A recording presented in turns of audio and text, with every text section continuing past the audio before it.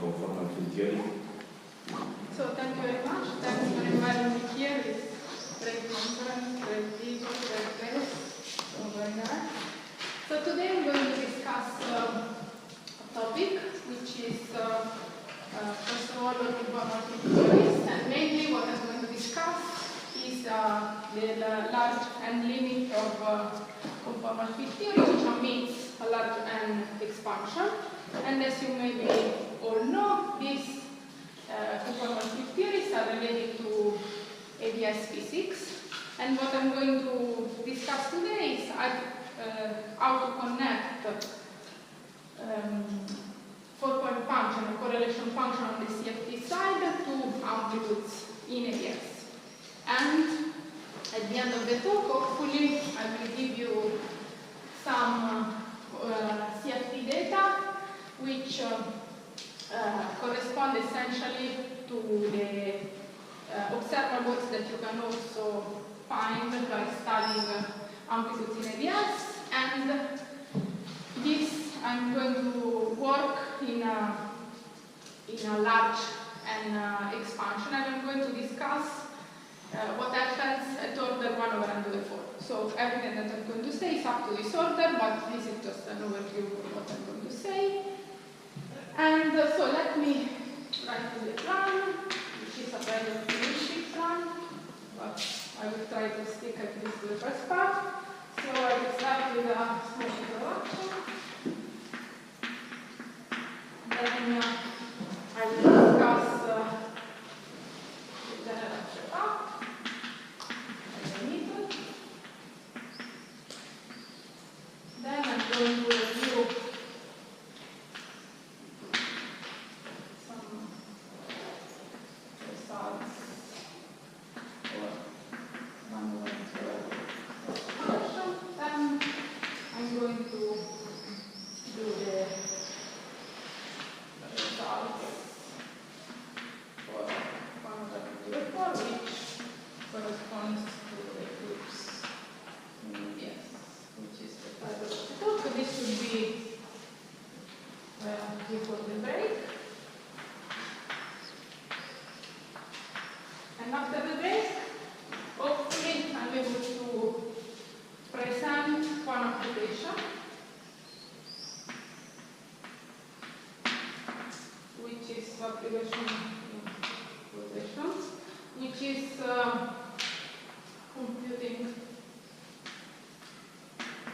one of the corrections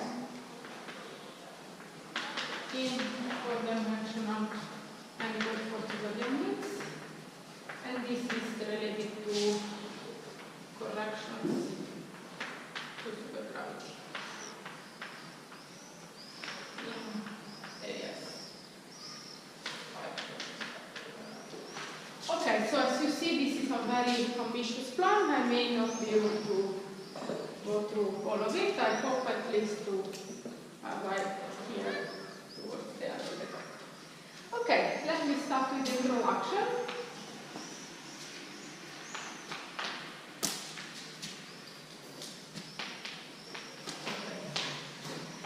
So the first thing that I would like to say is why do we really care about this topic. So first of all, the first thing that we care is large n CFTs. As you know, they appear in several contexts, and it is not very well understood the dynamics of large n CFTs, especially beyond the leading order. So it's very interesting to understand what happens systematically as we expand in large n in conformal field theories. But moreover, this class of conformal field theories are important because are related through AdS CFT correspondence to AdS physics and to gravity. So the first motivation, as I said, is to understand the dynamics of large n CFTs. But why these are important is because they are related to AdS physics and so to gravity. So this is essentially essentially the main motivation why studying this problem is interesting.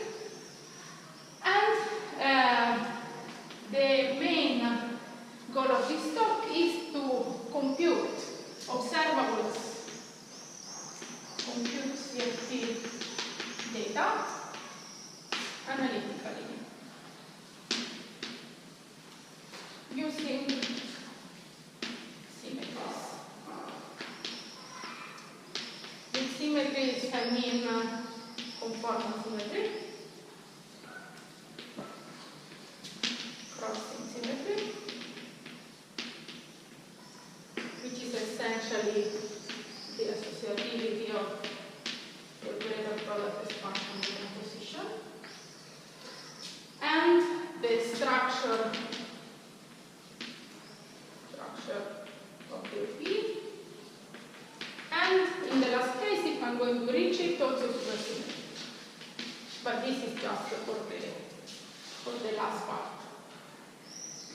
And yeah, so another reason why this approach seems to be promising is that in principle you may say, okay, why do you want to do this long route to understand some gravity in AdS, something about gravity? It's because doing computation in this setting here is quite hard.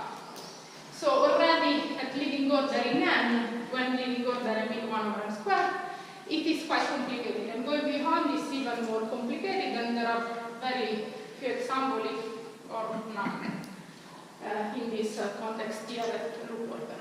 So that seems to be a very nice way of getting some results on this side here. Okay, just to be clear, the relation between these two objects, so imagine that we have a 4-point function in the CFT. This will be related to, when I say AdS physics, you need to think about Newton diagram and all this machinery that you may know. I will review a bit this, but essentially what the 4-point function of the CFT corresponds to is the amplitude on the AdS side. So it's a 4-point amplitude in the AdS side. So we can think about this du as my 4-point function. I'm going to write it pictorially like some Newton diagram. I will draw them and then explain.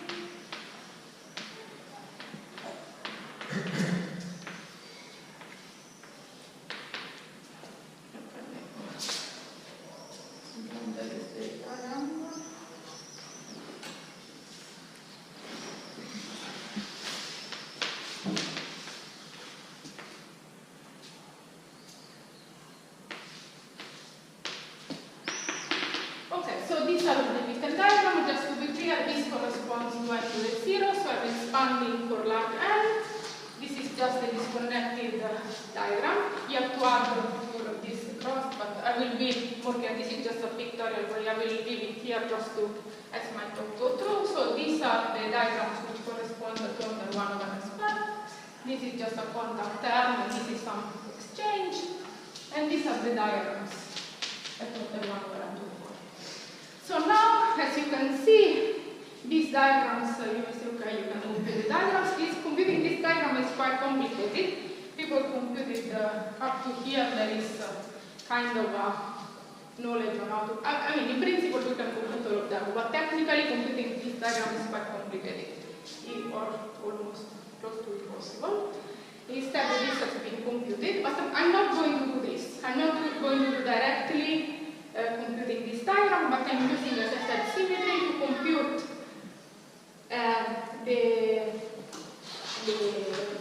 observables that you can extract by computing this diagram. One observable, I mean anomalous dimension and the 3-point coefficients. So here, even the third one was known in general. This one? The third. The third. Yes. No, yeah, it's known for some cases, but it's more. Yeah, it's not known in general. None of them is known in general. The loop diagram at 1 over n to the 4th. One is running around the loops, just the supergravity degrees of freedom? No, and now I'm not even talking about supergravity. This is just some CFT in AdS. Okay. So I'm not talking about, I will talk about supergravity at the end of the. Okay. But then, yeah, it can be like it can be everything in principle. Well, that's what I'm asking. in the real, like in the full supergravity, everything should run into loop. That's also why it's quite complicated. Right, yeah. But this is a bit more general than that, in the sense that this works for any CFT in AdS. Okay. But maybe I will reach also this point, and I will try to explain what, at least in what we have been doing, what runs into the loop. Okay. But in principle, everything. Like all the fields that can run into the loop. Right. Of course, not everything can appear. Right. I mean, there's a fine distinction between very hard and impossible. I'm not. Yeah, that's true. But I don't think that in principle these are not impossible, but they are technically impossible. They are not conceptually impossible. But there's time dependent sometimes, right? I said it was a fine distinction. So it's in that line. Yeah, That edge show. But I think in principle there is no complete. Like I don't think that there is a big conceptual problem. It's a lot of. One needs to do maybe on the way doing the thing. You understand that there is also some conceptual obstacle which forbid the computing that. But nobody really computed this. I mean, some people computed this. Exactly this diagram here for some special case, but that's a very special case. So maybe one thing to say, indeed, so one specific diagram for one specific choice that was the simplest was computed in 20 years. The degree of, Yeah, we need the Mediterranean diet. Yeah, so that's more or less why it's also quite interesting to get any kind of information that we may get, since computing stuff is hard. Whatever information we may get is useful.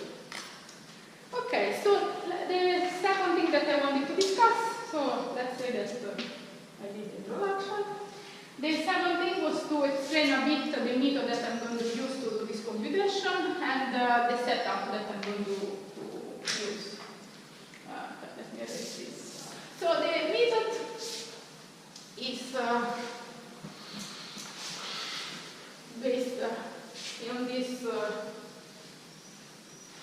things that I wrote here, but it's essentially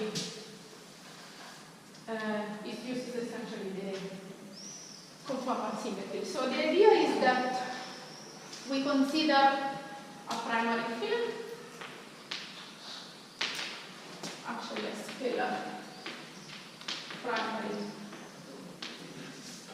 field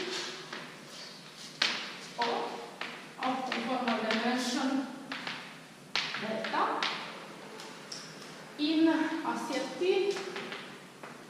So now I'm not doing any large general editing. This is fully general what I'm going to say. I will tell you when I'm switching to large general. So this is general just to introduce the method to you.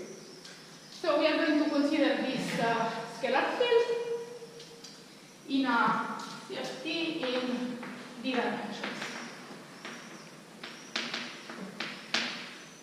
Now what I'm going to study in this CFT is the 4-point function of this operator here.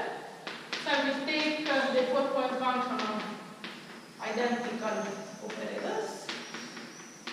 This is fixed by conformal symmetry to be a function of the cross ratios over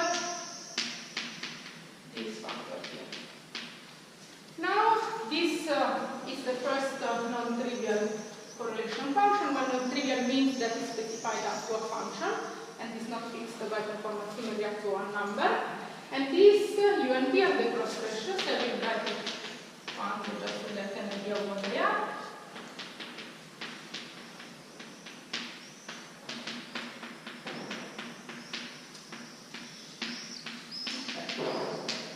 So now let me remind you a couple of things. The first thing that I'm going to use is the operator product expansion between such fields. So let's consider the OP of these two operators. So of course, since the operators are identical, the identity appears in the OP of this field, and then there is the field itself, and then whatever is in this OP. And I'm going to call generically all these fields like, we call it phi I. With phi I, I just denote all the field in the OP, which appear here. And of course, this contains all the primary and descendants. So these are primary fields, but of course in the OP there are all operators, both primary and descendants. Now, so the function should be symmetric function of all variables, x1 up to x4, right? yes. But the way it's written at the moment, the symmetry is broken, right? Yeah, so we will see that we will impose this symmetry. That's the main trick. By imposing the symmetry of the function, by rotating the point, we will get some constraints which are exactly what I'm going to use. Up to now, yeah, it's written, let's say, in this channel that I wrote it here, with this ordering. Yeah, now we are exactly going to see this. I said that I was keeping it, okay. It's a pro, erase. Okay, I'm already erased, so. Also, So your phi i's include descendants as well? everything, yeah. Okay. And also some poles, right? Two operators are at the top of each other, so they are approaching. Sure. This is very, very schematic. With this, I just mean all the operators which appear in the OP. It's super schematic. Of course, it contains all the OP coefficients, all the divergences, everything. Okay, now what we are going to do, we take the four-pole function of that. I just rewrite it here. And we are going to impose the symmetry. So the way in which we can see that is that we can consider, for instance, this OP here, but we can also consider, let me just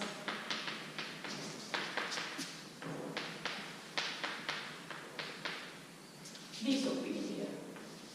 And of course the result should be exactly identical. What this corresponds to, this corresponds to exchanging x1 with x3.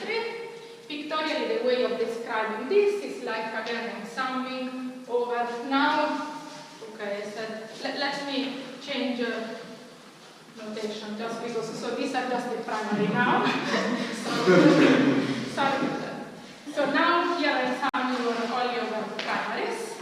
And what this means, so let me take the point correct, so 1, 2, 3, 4. This should be equal, so here are the phi I, here I'm summing over R, so I'm propagating all the fields in the OP of these two and these two, so I'm doing exactly just this operation here. So here I will gain a 3-point function between the field at position 1, position 2, and the phi. And here the same, but with O3, O4, 5. But 3 and 4 just means x1, x2, and so on. Here I'm going to do the same, but now I'm taking this OP here. So this is 2, 3, 1, 4. Again, here there are no phi i's. Notice that this sum is exactly identical and the intermediate operator are just identical because I'm considering identical operators from the start. Otherwise it would have been different, but that's what I'm doing now. Now I can go up here and use, so I know that the left-hand side is just this object here. I can use this exchange, sending x1 to x3. You can go here and check. But what this means at the level of cross-section is that u goes to v. What this means is that v to the delta, g to v, is equal to u to the delta, g v. Now this factor here just comes from the denominator of this object here. So this is what I'm going to call in all the talk crossing relation. Crossing symmetry relation, whatever, but it's crossing something. Crossing symmetry, but it's nothing but the associativity of the OP. So I'm just saying that I can do I can perform the OP in which way I like. Of course, there is in principle another way that I can do. So I can also take 1 with 3 and 2 with 4. But this is identical because only two cross ratios are independent. So the other relation will be exactly equivalent. Okay, this is one. Now, let me say one more thing. So I didn't specify these operators here, but in principle, and this is what I'm going to do for the rest of the talk, phi I are related by their conformal dimension, delta I, and by the spin, Li, which is the Lorentz spin. Notice that I'm considering identical scalars. So the spin, so the operators appearing in the OP are symmetric faceless representation of the Lorentz group. So this number is E. And I can use only one label for the spin. So all the times that I'm going to describe this operator, I will put the dimension of this operator and the spin of this operator. And of course, another object which will appear is this 3-point function here that I wrote. And then we will see in a second how it enters. Do you have questions until now? Okay. So let me go. Let me retrace this now. So now what I'm going to do, I'm going to introduce conformal blocks. So what a conformal block does is just doing more or less what I did here by this bracket here. So essentially it's a way of writing the four-point function in this way. So I said that the first operator here is the identity operator. Then I can write it as the sum over all the primaries. I said that I'm going to describe my primaries with delta and I. So this will be the delta I, which is the dimension of this phi there, the spin, of C squared. So C squared, let me simply explain. And I, G, delta, yes. So G phi I, UB. And this is the conformal block. What the conformal block does, it just repacks the contribution of a single primary and all the descendants of the operator appearing in the OP. Now notice that this D square comes because, as I said, I take the OP twice. So there is BC squared.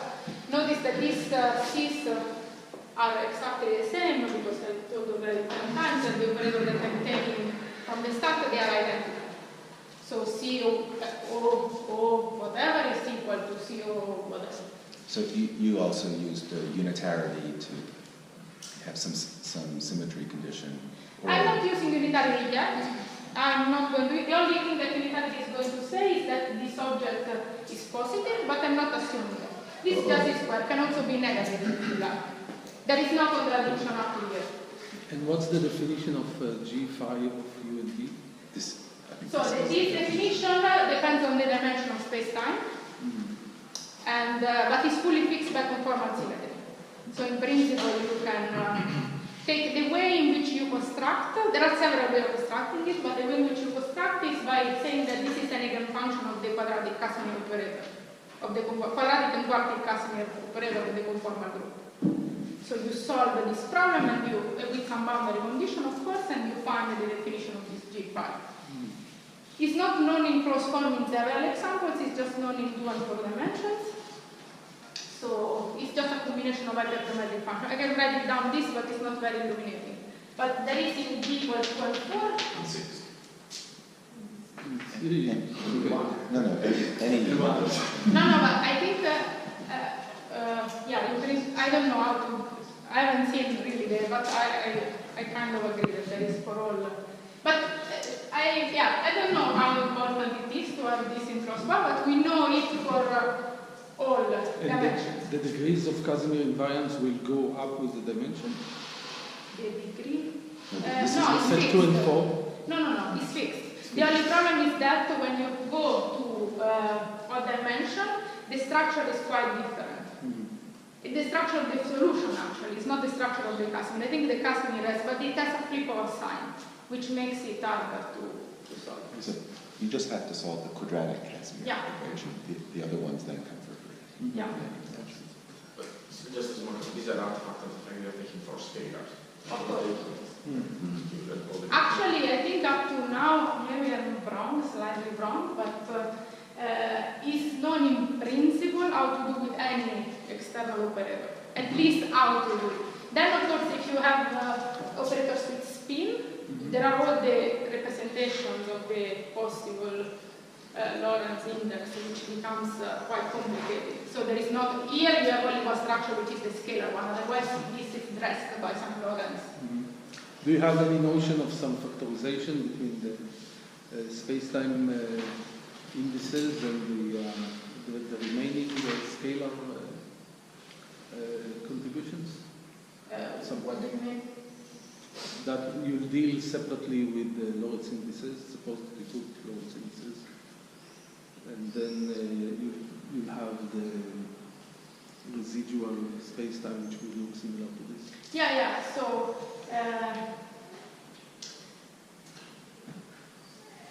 or in some sense of taking the higher spin or higher representations of point functions and expressing them in terms of exactly. scalar. So what happens is that usually there is a differential operator which acts to this, which depends on the Lorentz index.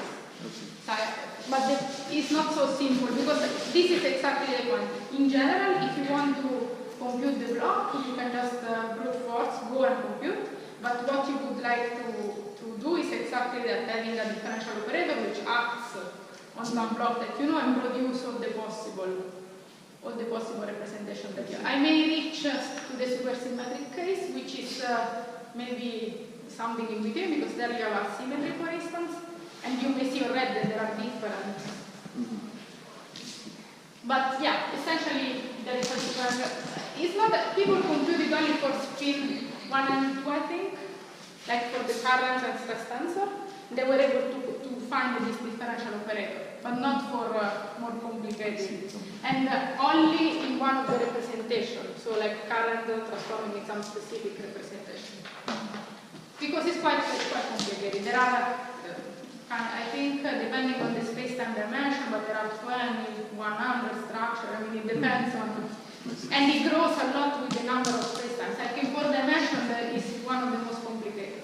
I think 3 dimensions for currents and 4 dimensions for stress tensor or something like that. I cannot commit on that, but it's not very much explored. And it's pretty recent, like a couple of months ago.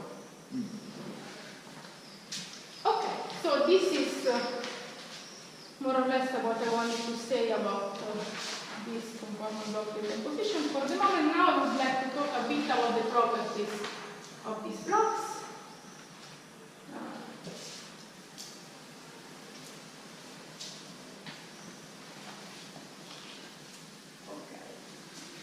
So now I will write them in a slightly different way.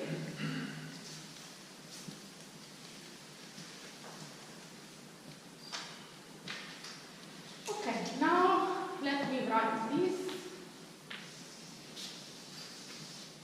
as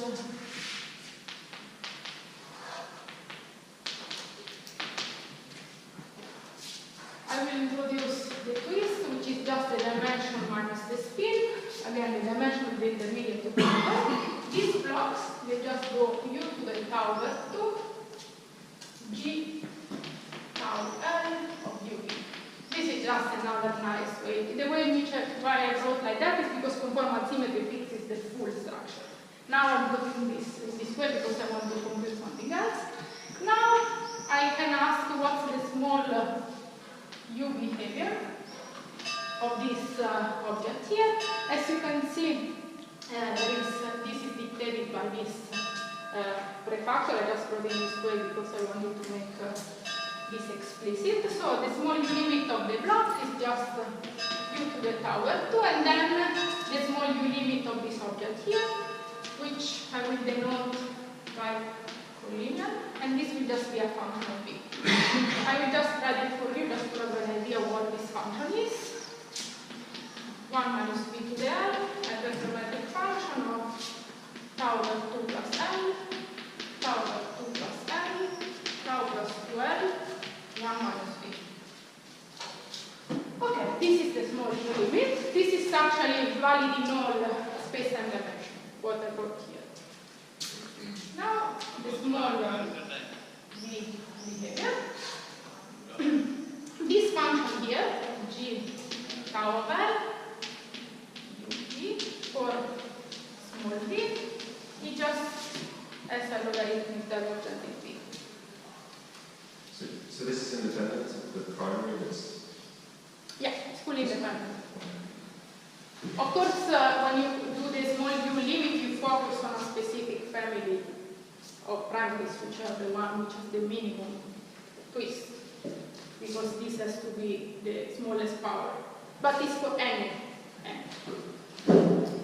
This is just a matter of taking the limit. You add this function and you take the limit.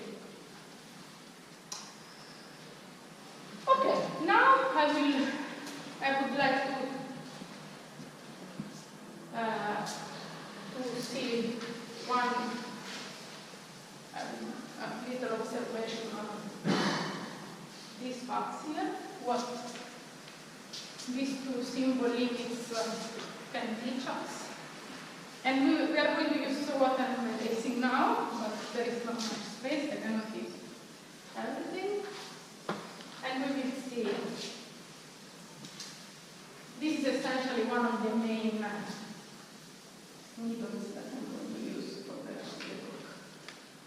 Okay, now remember, again, I will sketch here the formula that I just erased, q over b to the delta.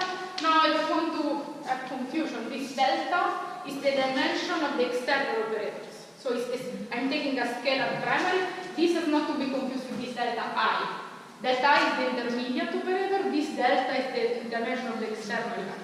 But in this expression here, it was the intermediate of Yeah, the tau. everything that appears in the block is the intermediate. So this is the intermediate operator. The external doesn't appear here. The external operator is not important for this. I'm just saying that it's a scalar and that's it. It only appears here, the intermediate. Sorry, there is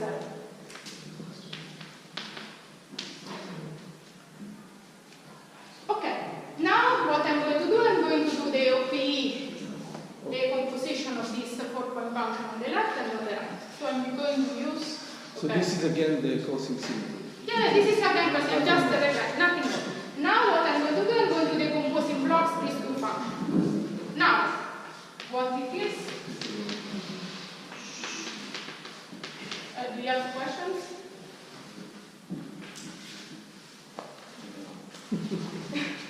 Okay, now I'm also going to use a slightly change a more easy notation. This square I will call it A, just for fun, because I will also remove these i's. A tau L, u to the tau over 2, g tau L of uv. I'm just using this here, equal to u over v to the delta. So what is the set over which you sum? I'm summing over all the primaries appearing in the OP. And no descendants? The descendants are included in the block. That's the nice thing of the block, that I can only sum over primaries, and the descendants are all inside. Yeah, now I'm doing the same, but now, so as I said, this A will stay the same, but here I have V tau over 2, G tau L, V U. Okay, now what I'm going to do, I'm going to take the limit of small v.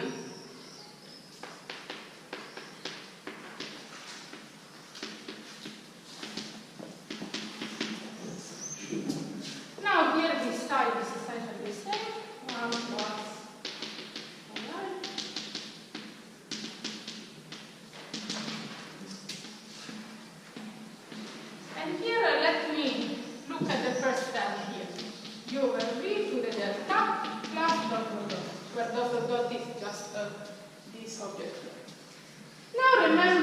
said that when I take the small b limit, I wrote it here.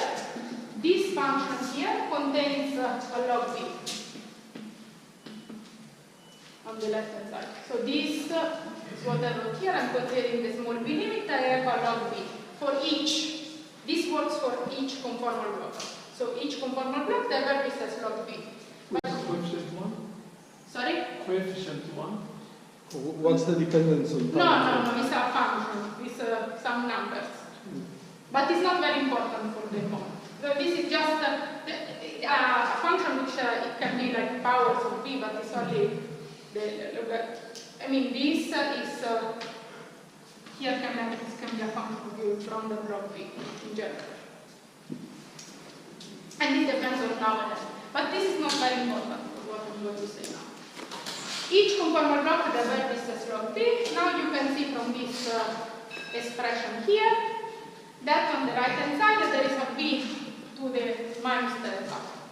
So one can ask, okay, how can I reproduce power law divergence on the right hand side by having on the left hand side the sum log b? The only way that you have is to sum over, do an infinite sum over conformal blocks.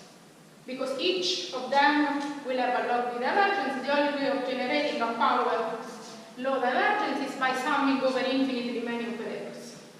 So what this is telling us is that we need to have to sum infinitely many operators to reproduce this power law divergence here. Now another observation is that actually the region of the sum which will generate this divergence is the region of operators with arbitrarily high speed. So the divergence is essentially given by the tail of this sum. Then what you can also see, another important point, so this tau here cannot be whatever, because this power has to match the power of u on the other side. The way is quite clear, so we are summing over tau here. The first value that we want to reproduce is this delta, so tau has to be twice the dimension plus some integer now, because I want to reproduce this power here. So this is fixed by the fact that I have this right hand side, this power of tau here.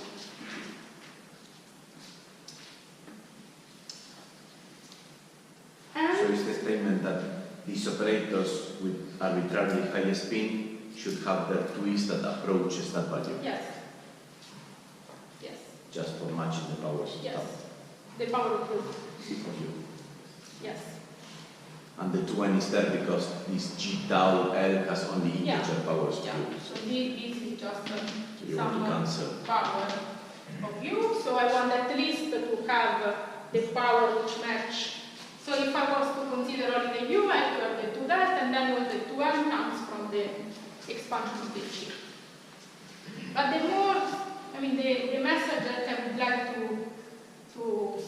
give here is that, again, since I need to reproduce a divergence on the right hand side, which comes from the cross channel, meaning from this part here, there is no other way out of summing over infinitely many operators on the left hand side.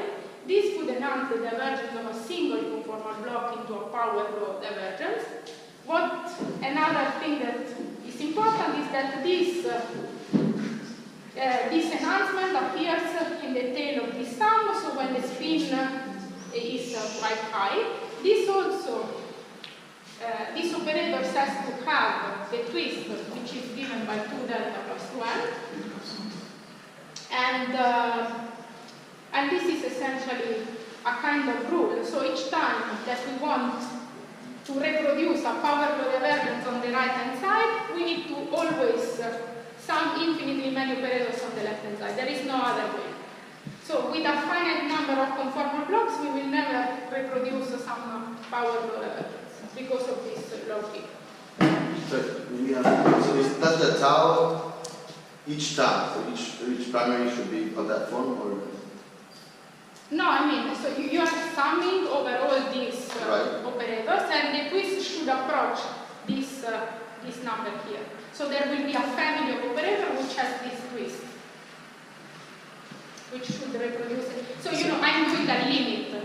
I'm taking a small b limit. So of course there are also in this limit there should be a family of operators with this twist, and then there can be whatever. So is that plus order 1 over L or something? Yeah. So this is Plus correction. This is the leading term. in the limit as P- L is getting large. in Exactly. that sum. So here I have some 1 over L correction here.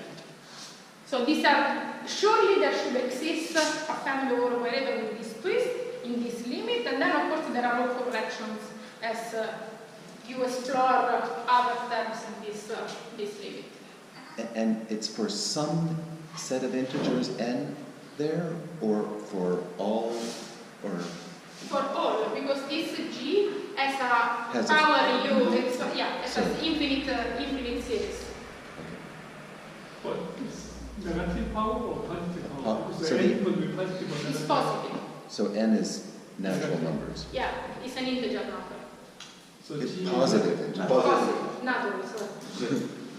So you see that it's not like You can sorry. per step of 2, asymptotically you would go in step of 2, you consider that this form behave.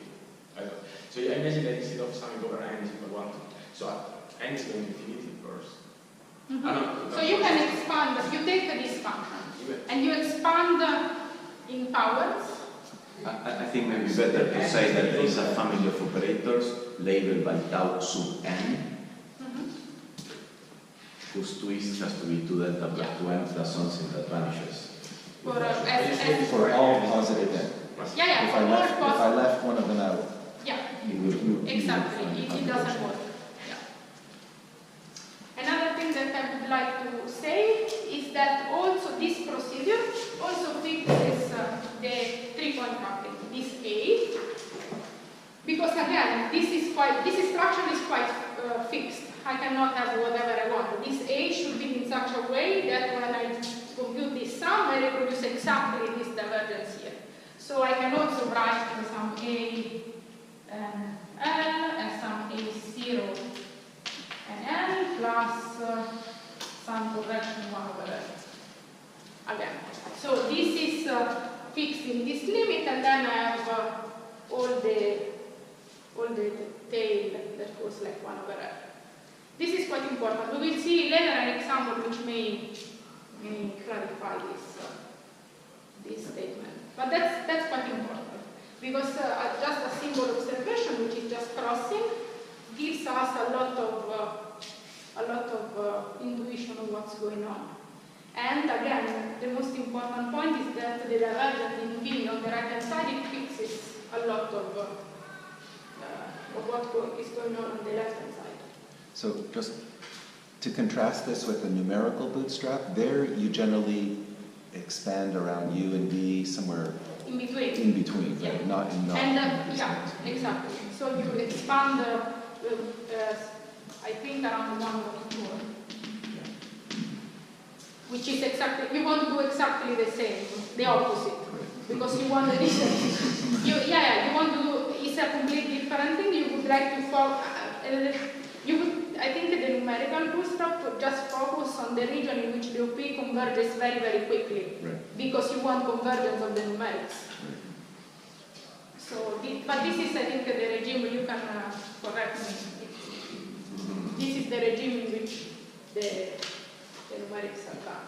So since you mentioned this, this is also not an Euclidean regime, so you are taking U small and V to V not too much. So if you are Euclidean, U small means V is 1, but you are taking V fixed. Yes. And U here. So it's not a regime in Euclidean. It's not in the Euclidean configuration point. Yes. It's outside of that. Okay. Yes. Yes. Okay, any other question on that? Okay. I can move on. It's already quite late. Okay, let me just mention one simple thing. So also here, for instance, you get all the correction, you can start multiplying also these things, and you may consider again the small limit of this, and this produces all. So this is just a limit first.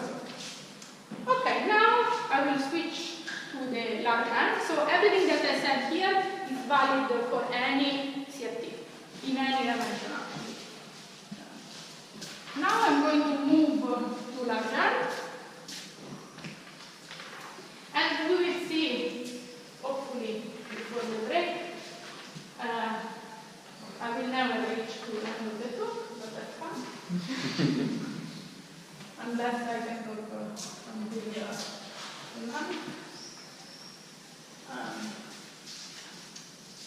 We will see one very nice example of what I said here. So I will leave it just. Okay. So now I'm going to switch to a specific class of CFTs which emits a large n expansion. So the way in which I'm going to approach this problem is by expanding the 4-point function in large n. So what this means? This means that I may take my 4-point function and write 0 b plus 1 over n squared d1 ub plus 1 over n to the 4 d2 ub plus dot dot dot. I'm writing only the two terms because I'm going to say something up to this term here. Question? Sure? If it's not the gauge theory, does large n mean large central charge? Yeah. Yeah. It's just a parameter for me, n. It's, you don't have to think about, then the interpretation comes later, but to me, yeah, this is just, can be a central charge, can be something big as n grows. But it's correct. It's correct. You can think about large central charge.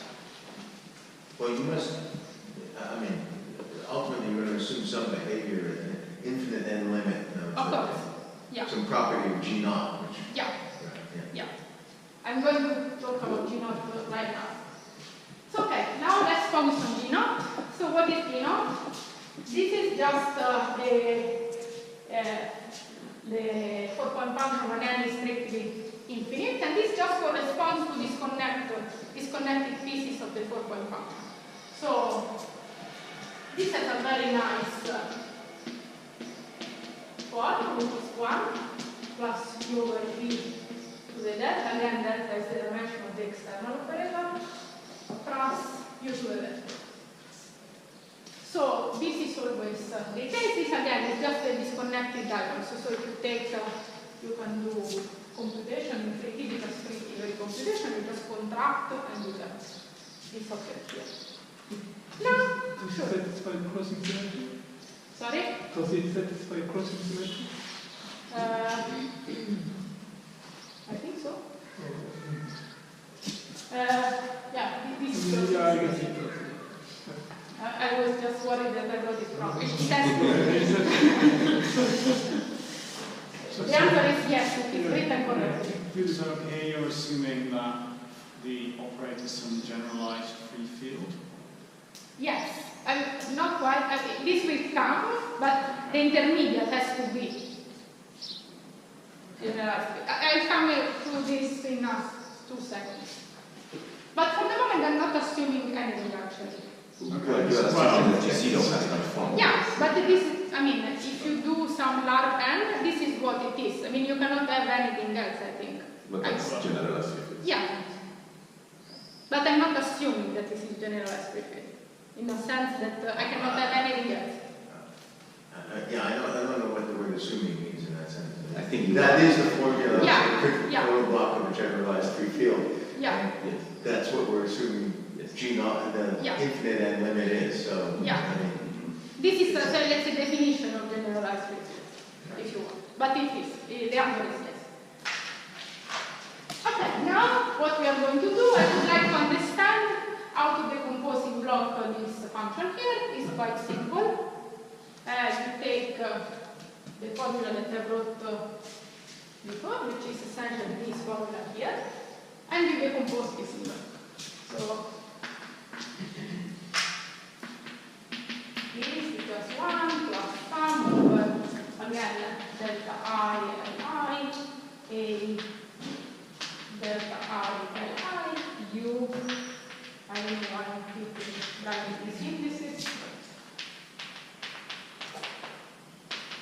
Okay, now what you do, you just expand the left hand side and the right hand side, and you compute A, which I will put at 0 here because this is the A corresponding to this is 0 here, and you also compute these dimensions here. The way in which you do, so you can see you need to match the powers of U on left and right hand side when you expand, so this expansion will fix for you these dimensions here. So are you writing for G0 or for G1? G1, true. Sorry? No, this is G0. This is G0. This is the, so I'm taking this and plugging the conformal partial Oh, I see. You're writing it in that. Exactly. I would like to understand how can I decompose this 4-point function in some intermediate operator exchange. So I would like to understand what's in the OPE of this operator set order n infinity. And the way to do that is just by doing the operator product expansion decomposition. What it comes out from this exercise that you may do anytime you like, you can extract this, which is just, I don't write it for you, but it's like a combination of gamma functions. And most importantly, you will see what is this delta I 0. This is just 2 delta plus any integer again plus L. So you can rid of these two quantities just by doing this conformal partial wave decomposition. Now you can ask yourself, okay, what this operator look like? Now this is quite easy. Remember now, don't be confused. This delta again is the dimension. Let me write it here.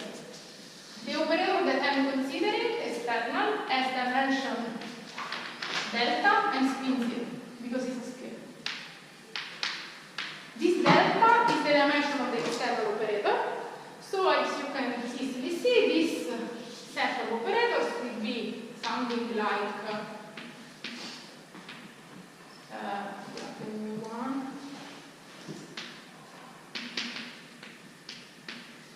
so this is dimension delta, this is dimension delta, this is 2 delta plus 20 plus L of this derivative here. So now we discovered, by doing this symbol exercise, which class of operators appear in this OP at order n infinity. Now, I can write, let me erase this. So, just to be clear, Sure. this expression for delta 0 Comes from is exact. There's not like It's exact. lower order pieces and 1 over L. No, there are 1 over n. Oh, 1 That's it. Yeah, no. So it's fully exact. Yeah. And remember another thing which I mentioned, that L is an even number. So L is essentially fixed, and this is fully exact. And that's primary operator. Primary operators, yes. Always in the sum, only primary operators appear. Okay. Now let's move to the next order. So just Maybe you don't want to. Maybe you don't want to erase that. I just want to say that this is equal to that. yes. But I really enjoy this. Sorry, I said that I wanted this instead. Anyway, I want to say just one small thing. So this, if you want to, I mentioned at the beginning that everything that I'm going to say in large line corresponds to some AdS weekend diagram. And what this corresponds to, this is nothing but this plus this plus the other one which is harder to draw, this one. So this is just this connected diagram. I think one may be this and all of them they are just, this is one in different channels. Okay, so this is everything for order n to the 0. Now let's go here. write Sorry, would maybe a relevant comment be that these deltas and these A's are the same as these ones here? Yes, I was going to say that. So, now, this, whatever I erased here, that's why I shouldn't have erased. These deltas and A that I am writing here, they are just essentially, so you may also recognize from here the fact that the U over due to the delta is exactly the same, and this was what was fixing this object here. So we are saying essentially the large spin expansion is an expansion around generalized prefix. So as we see this A0, this is, I put A0 and L, okay, here I maybe have to write A0 and L, but these are exactly the same. And this delta is exactly the same. But of course here, this is fully, I mean, this order it doesn't get any correction or anything, but just the intuition is that the large spin expansion is an expansion around the generalized prefix. You hold here 1 over L, or the 1 over L, and there you have linear in L. Yes. Just because it's tau. Yeah, this is tau. Yes. So That's if I delta write minus the L. delta, that's an L here. Well, right tau. Yeah,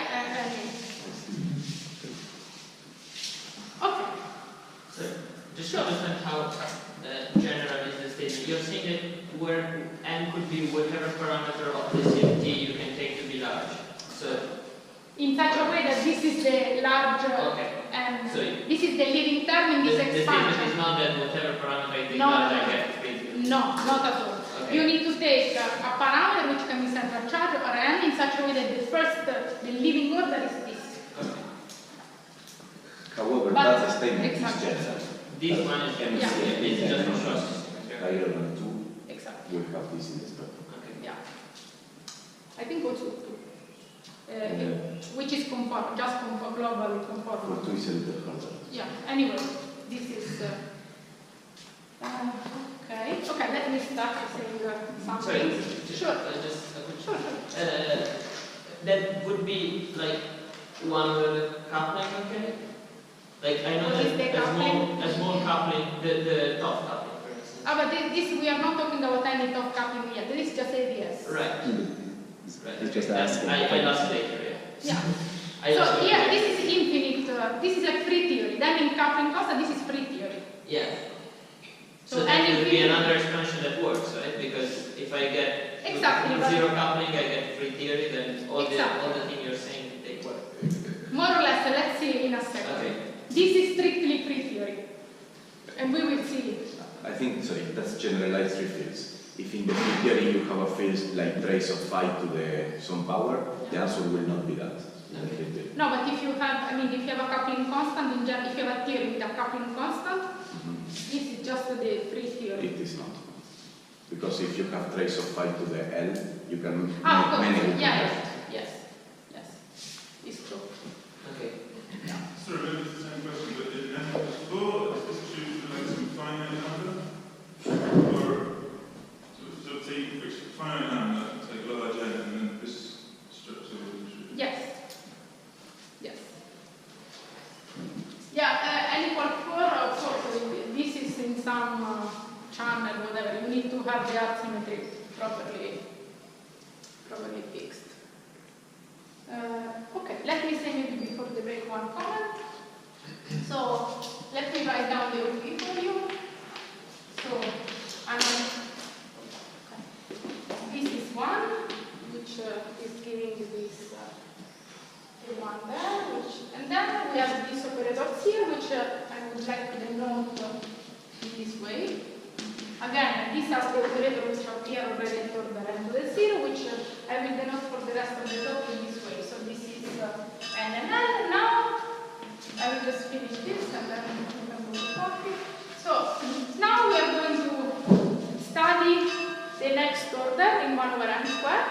So, what can happen here? Of course, we cannot avoid talking about the correction of the dimension of these operators here and the three-point coupling. So, we will correct A and delta by 1 over n squared, but there can also be other operator appearing at this order in 1 over n. instance, the operator itself, or the stress tensor, or all the combination of O with T, T with T, and I think that's it. But any operator can appear in the principle. Okay, what I will finish with this very calm statement. What I'm going to study now, which is the simplest example, which is consistent with crossing symmetries, that all these operators are not present. So the only thing that I'm going to discuss later is correction to the dimension and the three-point coupling of these operators here. Let me be clear. So A and L is A0 and L plus 1 over L squared, A1 and L. And of course, let me do this, because I'm also going to do that, maybe. And tau and L, which will be 2 delta plus 2N plus 1 over L squared, gamma and L, 1 plus 1 over L to the 4, gamma 2 and L. So now, when we come back from the coffee, I will focus on this term here. Again, forgetting about all the operators which could enter in principle at order 1 over L squared. This is consistent with crossing symmetry. The reverse is not true. I mean, I cannot forget about these operators here, because as you clearly see, they appear already at order 0, and I cannot avoid forgetting these operators here. But I can forget this. Of course, you may say, okay, but there is the stress tensor class is an operator which always appears in CFT, so why do you want to erase this? I agree with you, but that's the simplest example. I'm just saying that I'm going to just study the simplest example. And that has been done. It's just that yeah, it has been done. I'm going to discuss so this. That can be done. Yeah, this can be done, but I'm not going to talk about that. So, of course, notice that this operator will appear at this, in case you want to think about it, so this operator will appear at this order. So, of course, they will enter into the game with their classical dimension. So, of course, the gamma would be exactly the same as we find, but not the A. So, the A will be modified. So, the gamma won't contribute, this operator won't get any anomalous dimension at this order, but the A will be different, because, of course, they will come with their dimension, they will appear in this guy here. Okay, let me finish here for the first part, and then I will talk later on this stuff.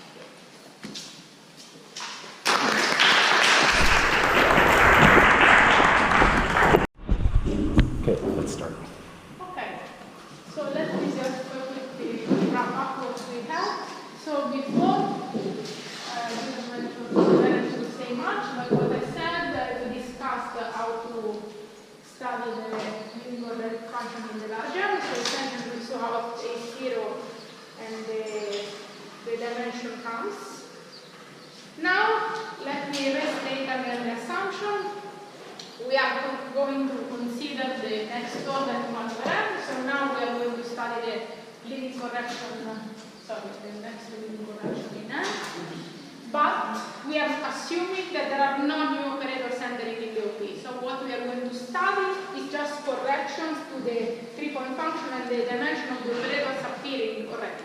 So are you assuming that they don't appear, yeah. or you're just not going to pay attention to them? No, I'm assuming that they don't appear. Yes, let me just say something which wasn't wrong or misleading before.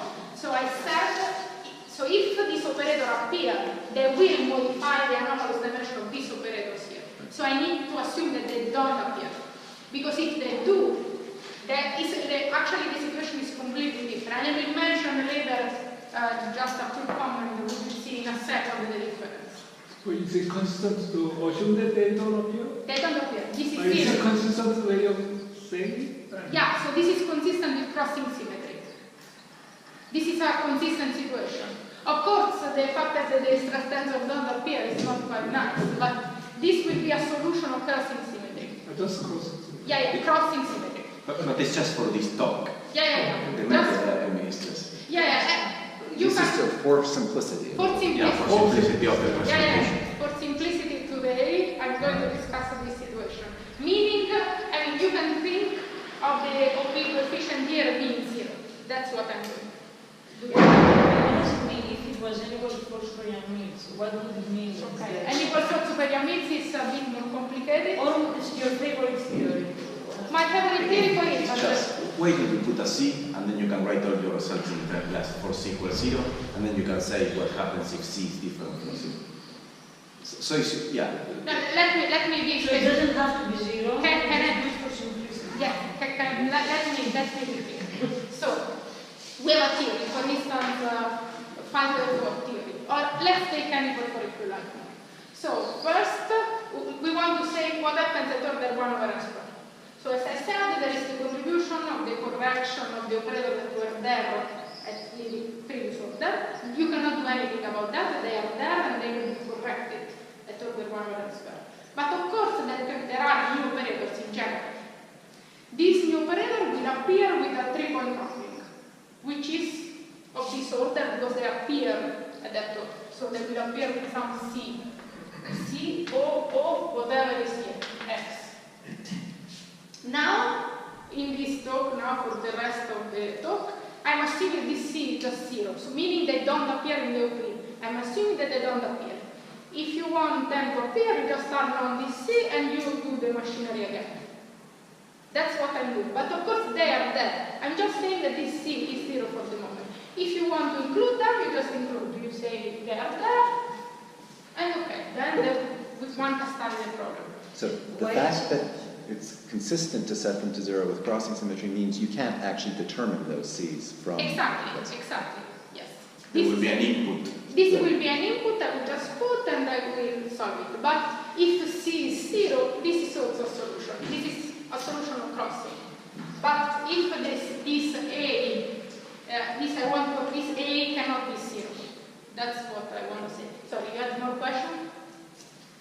Yeah. But one can do that. We did actually that. And I don't present it here because it's longer and it's more complicated. But in 1 second, I will show you the difference in case you want to compute it. There is a big difference that will appear when you include that, which is actually very simple to spot, and you will see in a second what will happen if you put it there. But let's put 0. Actually, we'll erase the erase. Okay, let's erase. Okay, now let's do this part. So what I do, remember again, we are doing this expansion here. So we will take, okay, I erased the most of it. Okay, let me rewrite it here. This I wrote the tons of time. Power 2G. Sorry, let me write something here.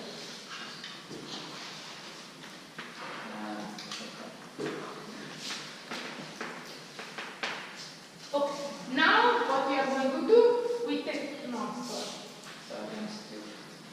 tau.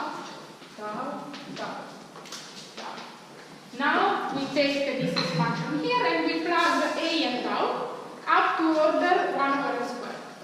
And we expand for larger n. So instead of A, we will do A0 plus 1 over n squared A1.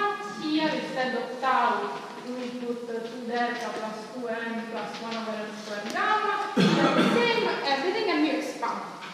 The expansion is to complete. Sorry, quick. Sure. Here you're making a first matter assumption in a sense that you have no limit of the degeneracy by 1 over n squared. No, I'm not. No. Otherwise, you have to split the sum In what? over tau L. So the sum over tau L is some sum in the generalized theory. I'm not saying, There's something really different. I'm not committing on with A1 and A0, first of all. I don't see what they are, okay. The primaries are unique in generalized fields. There is a unique primary for each n. But also if there were not unique, in this case they are unique, but also if they are not unique, you will have this A0, I didn't say what is A0. If there is degeneracy, these are just a sum over all the possible states which are there. I can still do that. It's an accident of the order because then when you expand in gamma, you don't think, if you go to the next order, it would be a problem, the degeneracy issue. Yeah, sure. That's surely true. You are sure that there cannot be degeneracy? In in this case, there is no degeneracy. For a single scalar field, you can build double trace operators and you can count how many primaries are there. And for each element. But could be some other operator, but doesn't count with 1 square. So no, but sorry. If you assume this, we are assuming only this operator in the OP, so there is nothing else that can appear. What else can appear? I mean, if there is only one operator for each n and n, and we are assuming that the OP is just this, there is nothing that can appear. No? Well, I agree. So I'm working in this setting. How much is an assumption, or how much? This is an assumption. I'm putting all the others to zero. So that you're putting something which has a big coefficient that started at 1/x squared to 0. Exactly. I just want to be sure that there is nothing else with coefficient 1 or 1 that can be. No, there is nothing because at 0 order there are only this operator appearing. This is true. You can decompose in conformal partial way. You don't have any u to the. So if that was the case, you should have some u to the delta of the operator that you would like to have. Otherwise, you cannot solve the conformal partial way decomposition. In order to have that, you should have some delta which would maybe it would be necessary again. Completely. Yeah, we can do some later, but I think that's not the case with this example. Okay. Let me write this function. So this is g1 of u, v. We have sum over n and n, u to the delta plus n, a1 and n plus 1 half. Is 0 and n, gamma 1 and n, log u, plus ddn, g to the 1 plus 2n plus L, uv. Okay, now you can see what happened. So you get this log u when you expand the tau on the exponent. So when you expand for large n, we get the log u here, and the gamma comes in front. That's just the expansion. What is the del n? Where did I write? This ddn, this is the derivative with respect to n of the conformal block, because we are when we plug the tau, this tau, we plug this here. Then when you expand to the 1 over n squared, this is like acting with a derivative. You need to take the derivative of the conformal block. So here tau comes as an index. So when you expand this, you will get the derivative of the function. This was a function of n and n. You just plug. No, I think I understand. Yeah. So this is just the derivative with respect to this event. Okay. Now let's see. Let's use crossing that I also erased, but maybe by now you remember. Anyway, let me write it here again. U to the delta u. Now let's focus on the term of this expansion here, which contains the log u. There is only one term which contains the log u, which is this term here. I will rewrite just here, n and l, u, delta plus n, a0, n and l, gamma 1, n and l, log u, g to delta plus 1, l, u. So this is the only term which contains the log u in this expansion. But now we know that this has to contain a piece which is crossing symmetric. So this should be equal u over v to the delta g1 v u. Now we are only focusing on the log u, so we also have to take the log u here. Now let's think for a second what happens here. Which part will have a log u? So the log u, notice that this is vu, so imagine this first line written with vu. From what I said before, the log v should come from some limit of the conformal block, here, in principle.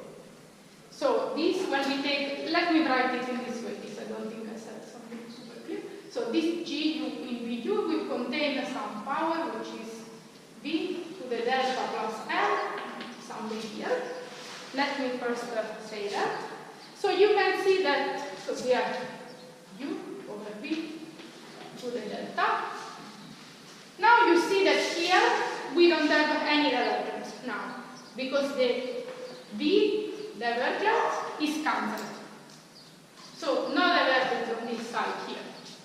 So what this means, the fact that we don't have any divergence on the right-hand side, means that if we are going to expand this in large N, this won't be any all the coefficients in the large scale expansion of this gamma will be 0. Because as I said at the beginning, there is no divergence here. So we don't have, what this means? This means that this part here we can essentially reproduce. We have this log here, we have a log here on that side, so we can reproduce the log only with a finite number of conformal blocks. We don't need to take an infinite number of them, because we don't have any power divergence. But I think what is even more important is that if you replace gamma 1 by any power 1, so let me go to that. I was just wanted to say this for a second, and then now if you write this gamma as a full expansion in L, so let's for instance do this. This will be a series, okay, let me write it in this way. Some coefficient L square plus 1, 2, L cube, and so on. Do you want to say that, right? All, like if you plug this expansion here, you will see that all these coefficients are identically 0. Because as I said, you can sum a finite number of operators on the left, so since on the right hand side we don't have any divergence. What this means? This means... sorry, what I wanted to say was a little different. What I wanted to say that any power of 1 over L would produce a divergence on the right. Yeah. I thought that this was... which we don't see. Divergence is right in terms of log U? No, log U is matched. So we are taking log U on the right and left side, so log U is already matched. The only divergence that should come here, so here we don't have any divergence in V. We remember that on that blackboard there was a divergence in V that we need to reproduce by summing infinitely many conformal blocks on the left, but now there is no divergence. So we cannot... So you're saying it can be matched by a finite number of terms, and furthermore, if you assume a form like this, that is to say that there would be any sort of infinite series, then you would not match it, and therefore... Exactly, that's exactly what this means. Then, what this will give us, we will say that this is equal to 0 for L, so different from 0 to some finite L. The same, so this is 1. One can do the same also for the A1. I don't want to spend a lot of time on that, but it's essentially equivalent to this. So this will be different from 0 to some L. Sorry, I have a question about your argument just now. So if I have an infinite number of operators, how do I know that on the right I have some infinite sums of V, an infinite sum of positive powers of V? Yeah. How do I know that that can't produce a divergence in V? Because I have an infinite sum. Here on the right, but it's an infinite sum of positive powers. Yes. So, and you know that each time that you have an object like this, 1 over L squared, this will produce a negative power on the right hand side. Yeah, but I mean, how do you know that infinite sum of positive powers can't produce a negative divergence? But you don't have any negative divergence on the left hand side, no? So you are saying that here you may have many operators. In which side do you want to have infinitely many operators? Well, I mean, if I have them on the left, I have them on the right as well, right? So, yes. So if I have them on the left, you say I produce a divergence in V. But how can I exclude that divergence in V on the right? The divergence in V here should come, so now V controls the twist. Mm-hmm. So you cannot have any divergence for what I said before for the small U limit of the block. This is essentially the small U limit of the block that I showed you before. Yeah. So you have the U to the twist over 2. and then all powers in U. So you know that this cannot generate the level, this should be fixed actually. So this, now the V appears in the first position here. So you have to think that this V is the U that you had before. I think, sorry, the statement is that the OPE expansion has a good convergence limit around V equals 0. Okay. In this side, in this part, because this is what was U before. Okay. So remember, this is V to the tau over 2, G tau L, B, V. For the taking order in what was U before. Yeah, I just had in the back of my mind a series like sum of n factorial V to the n, which doesn't converge. Yeah, it's not fully related to that. It's related to the fact that even if you sum over an infinite number of operators, the small V limit on the right or U limit on the left have good convergence. Yes. Okay. There's a statement that there's a finite that is convergence. Yes. Yes, sorry. So on the left side, you have a rho V coming from this component. And how do you cancel the coefficient, even with just finite number of you fix the coefficient in such a way that it matches. So I'm saying that it's different from 0, but it will be some number. Equal to 0 also. Yeah, so you can, this is different from 0. So it will be some number that you can fix exactly by matching the powers.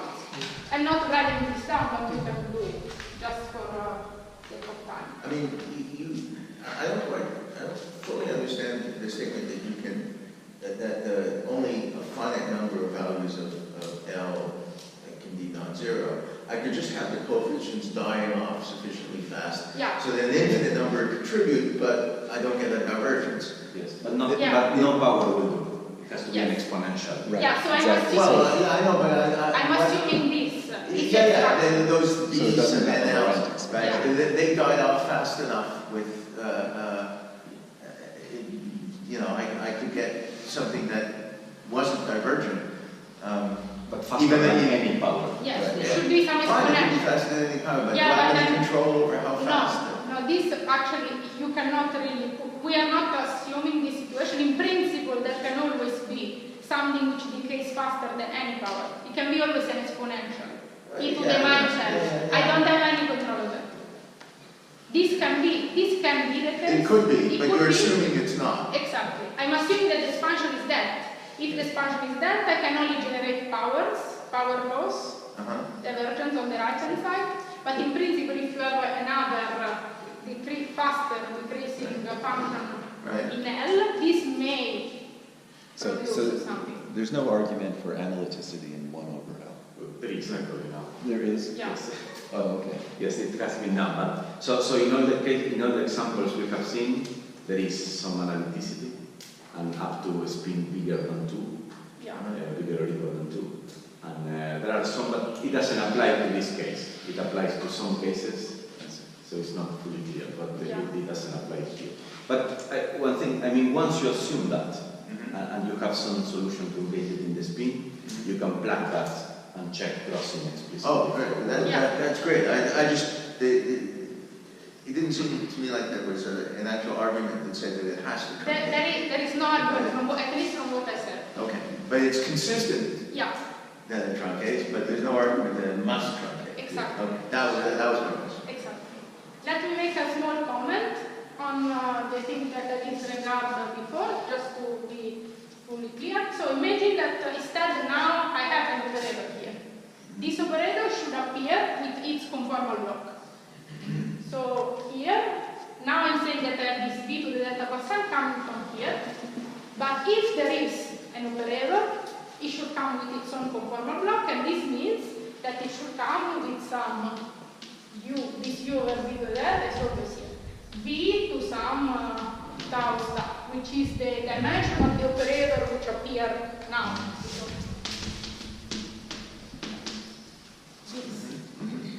Now this is clear. This can produce a divergence. So this can produce a divergence. This means that in the case in which I'm also having operators which appear at order 1 over n squared, now this is not true anymore. So this is a big difference between the two different cases. In the case in which I'm putting this strictly to 0, I have this situation here, but if I was going to put an operator, this already saying that there can be a divergence. This means that this should be different from 0 for infinitely high speed. This is the big physical difference between the two situations. But, again, now this I forget about this, and I will stick to this solution. Sorry, but let me add again something I think is important. In that case, you can compute all these coefficients. Of course. You can compute everything, you can fix everything. You can compute the data. So, this will give some... You can compute this gamma 1 and we know this gamma 1. But, yeah, I don't want to talk more about that, but we know how to do that. I just want to make a small comment on the fact that the situation is completely different if we include or not. But I'm going to stick with this. Okay, now let's say that we have this and we have this. So on this platform, we know this and we know that. Now let's go to next order and see what we can say about next order. Let's erase things here. Just a quick comment while erasing. So in the AdS picture, so in this written diagram picture that I showed you before, this corresponds only to contact diagram. So for these crosses that I put at the beginning of the talk, so no exchange, only contact diagram. So when you say we know, it's in terms of finite number. No, we know the answer. We know as a function of n and L. We know. So just unique. Is a unique. Yes. What? It's a family. It's a family of solution up to a coefficient you know. We know the function of n and L. Let's make it more clear. I mean, we know gamma of n and L for some specific. I mean, this we know the form. This will be a function of n and L, and we know the form of this function can be fixed by matching to this power here. So now, sorry, you were asking about the truncated in the spin case. For example, yes. Yeah. So we know everything. What's called the non-truncated.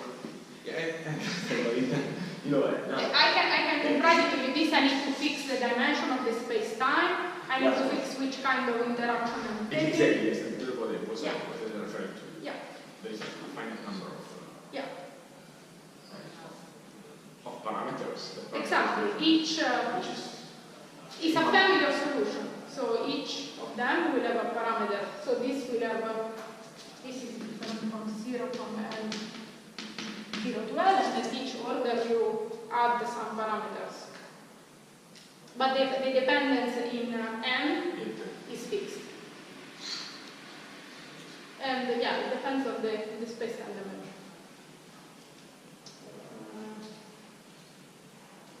Okay. Yes, about contact diagram that I said. Okay, let's go to this step here. Again, we need to expand this next order exactly in the same way that we have here.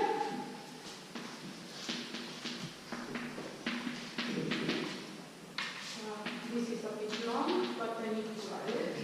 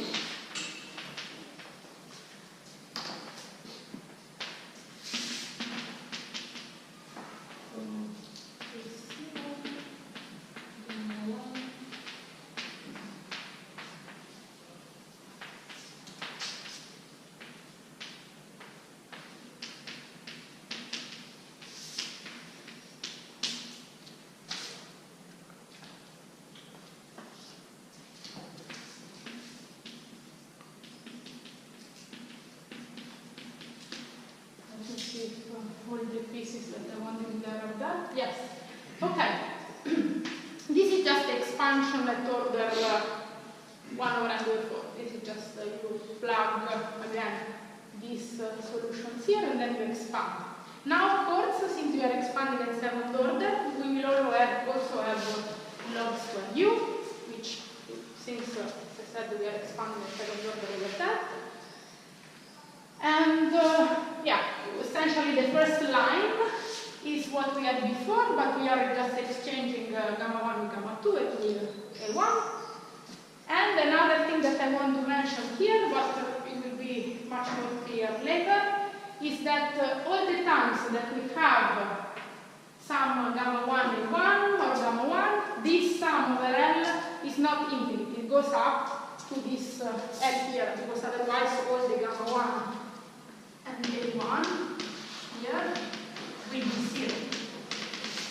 But it will become much more clear later, just as a comment for the moment, that this sum is not always infinite. Sometimes when only the object with the upper index 1 appear, this will just be truncated. But it will be clear later.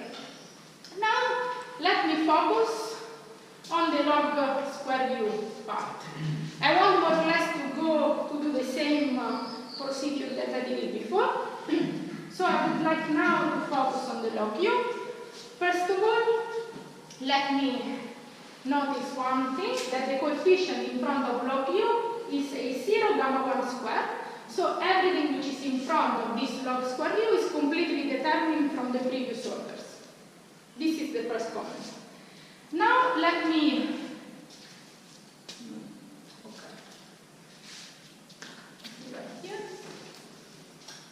let me just focus on that part here, and I will write now explicitly also the sum. So this is determined because there's no degeneracy at the first Yes. order, right? Yeah. Because otherwise, Exactly. that was will Exactly. be not. Exactly. So otherwise I cannot put all these squares as I like. G square UP. Now I'm focusing only on the terms of log square U. So this is a sum over N. There is a 1 over 8. And then a sum over L, which now goes up to this L, which is the same L that I have here, of U to the delta plus N, gamma 1 and N squared, A0, LL, G to delta plus 2N, comma L. Okay. Now we can write, so as I said, this in principle, if we are powerful enough, we can write, compute this sum, because this sum depends only on previous order, so we have everything to compute this sum, and let me write it in this way. U to the delta, F du V, log V, so this log V of course comes from the, so here we have, let me write it down. So here the sum over L is truncated, so we have only a finite number of conformal blocks. So at most we can have a log V in this part here, because we are summing over a finite number of them. So the only thing that can appear is a log V. And this is a part which doesn't contain any divergence as log V. Now, the thing that we would like to understand is by crossing to which kind of terms this object is mapped to. So again, I just took the coefficient in terms of log square u. So what this would mean that G2 of uv should contain a term which is like u to the delta. Again, I'm just putting u over v, the same story. Log square v this time, which is the counterpart of this. F of du log u plus dv. So now we need to look to the terms which can contain this term here. Notice the most important point. Here I wrote a log square b. Now, again, this term cannot come from a finite number of conformal blocks, because each conformal block goes like log b. We go again to this table here, so let me maybe write this down in a nicer way. So this contains A2 gamma 2, so this in principle can can go up to infinity. I'm not committing on anything, but this in principle can, but this cannot. So this is truncated and this is truncated. This is essentially what I wrote there, but written here. So from these two lines, we cannot have any log square v, also from this side here. So the candidate for this term log square v log u is this term here. Because the log square v would come with this, the block, the sum of the block here, and the log u is the log u here. So now, what I'm going to write is some equality. Let me comment in a second. A and L 0, gamma 2, and L, G to delta plus 2n, L, V, log square V is equal to F of V. Okay, let me comment this equality now. So first of all, again, so I'm taking the log square v of this sum here, and the log u I just erased. So this term would have had a log u, and in principle may have, when we sum overall terms, may have this, actually will have this term coming from the block, which this is the term coming from this divergence here. This should be exactly equal to this FVU. First thing is that in order to reproduce this side now, I need to have this gamma n is not truncated.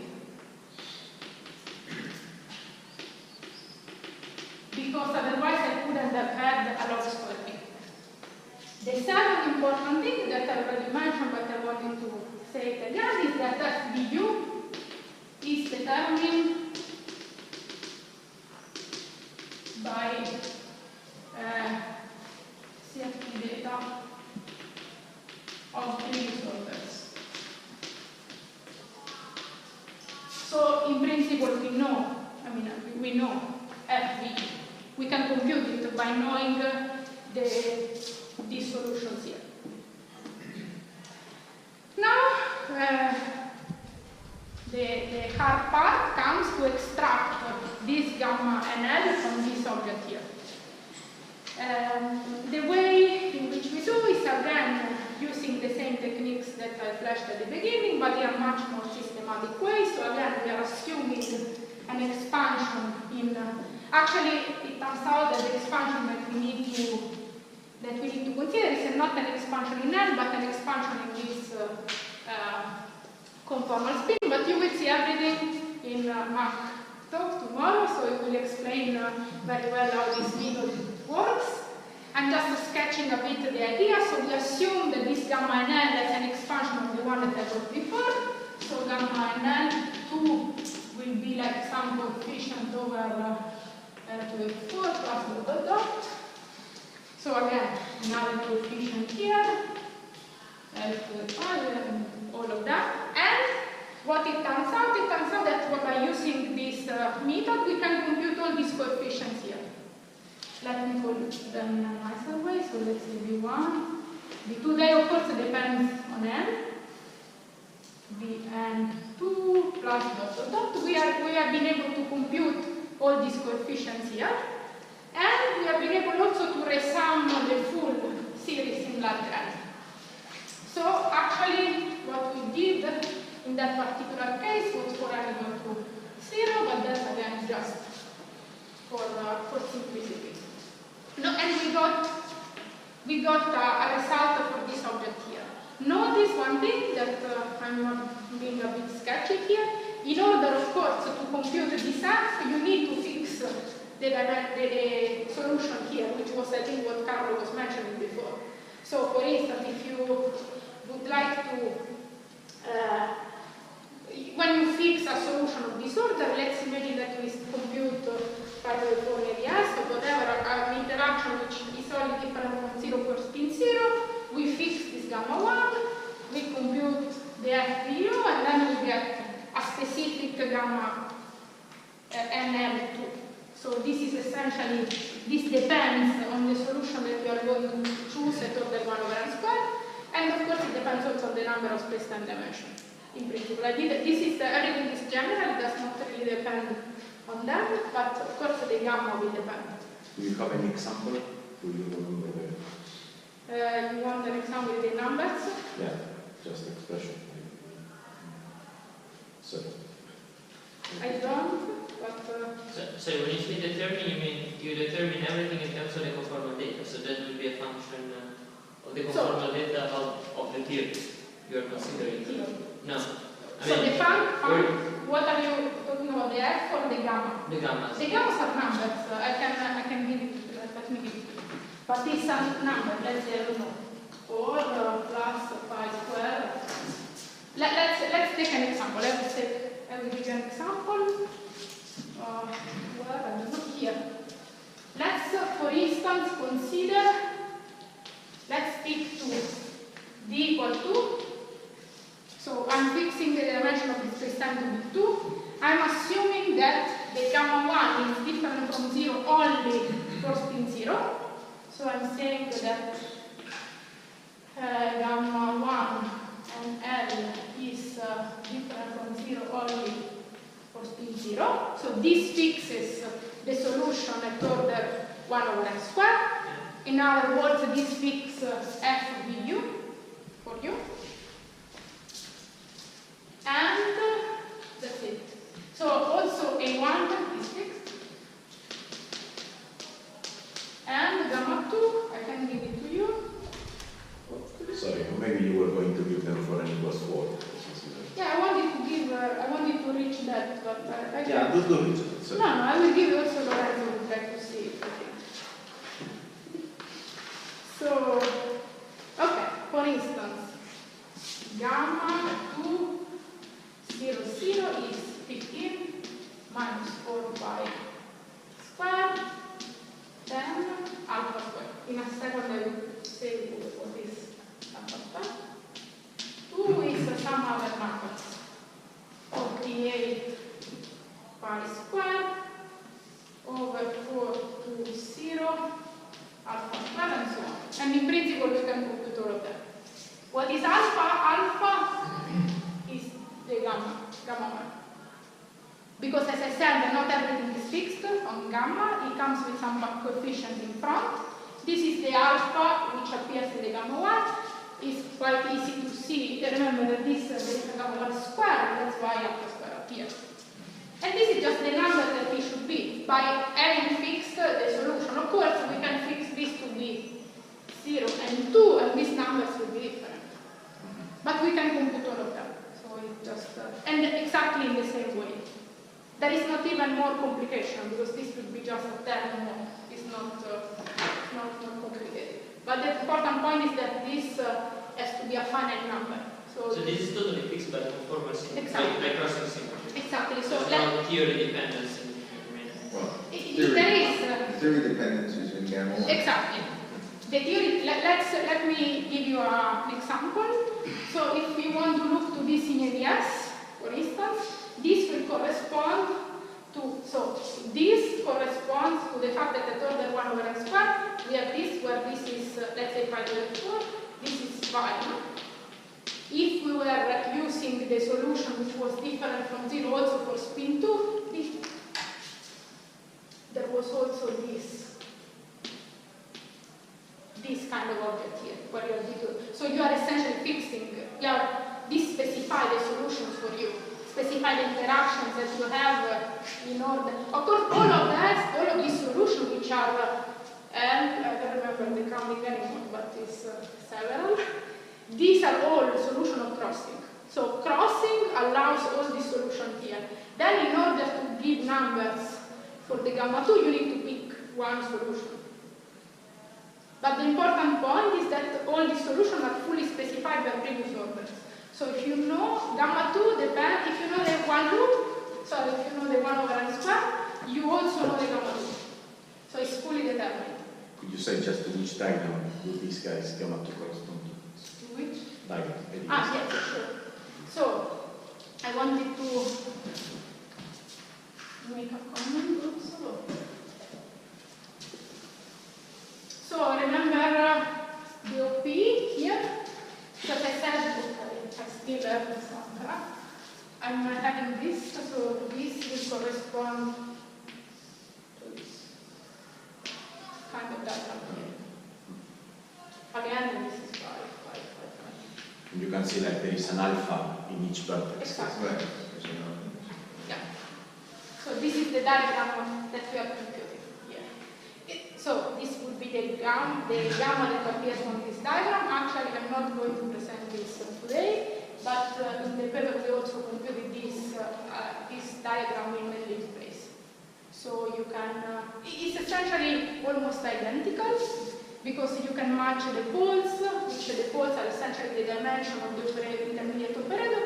By matching that, you can resample the full amplitude, and you get also the diagram itself. So what's going on there?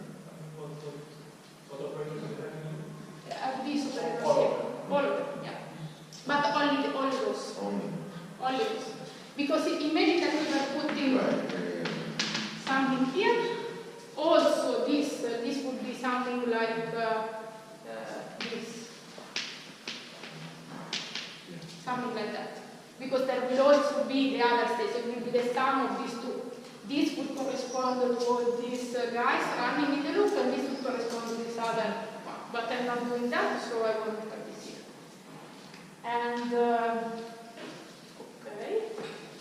So another thing that maybe is good to mention here, just to have it in the simplest example, there is something funny. If you do again the same thing going on, you do the same story, for d equal 4, you get that the first anomalous dimension here is divergent in this case. So what this means? Essentially this means that if you were to compute, so d equal 4, again the same setting, if you were to compute this diagram, this would have been divergent.